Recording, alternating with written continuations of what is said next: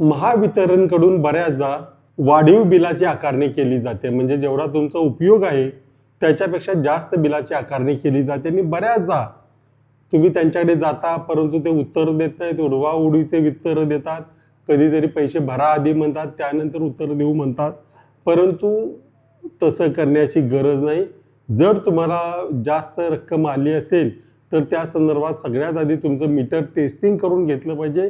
ते सुद्धा महावितरणच करून देते आणि त्यातूनही तुमचं समाधान झालं नाही तर मग मात्र तुमच्याकडे हल्ली बऱ्यापैकी वीज वितरणच्या ज्या गोष्टी आहेत त्या ऑनलाईन झाल्या आहेत. त्यांचा ग्रीव्हन्स फोरम आहे, त्याच्यावर तुम्ही ऑनलाईन तक्रार करू शकता.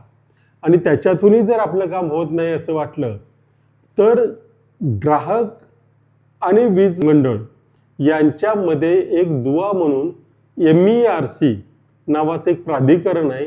त्या प्राधिकरणाकडे महावितरणच्या सर्व गोष्टींसंदर्भात तुम्हाला तक्रार करता येते आणि त्या तक्रारीचा पाठपुरावाही करता येतो. एक लक्षात घ्या, याच्यावरच आणखी एक गोष्ट महत्त्वाची सांगितली पाहिजे की बऱ्याच वेळेला वीज खंडित झाली की आपण काही करू शकत नाही असं लोकांना वाटतं, परंतु त्याच्यावरही उपाय आहे.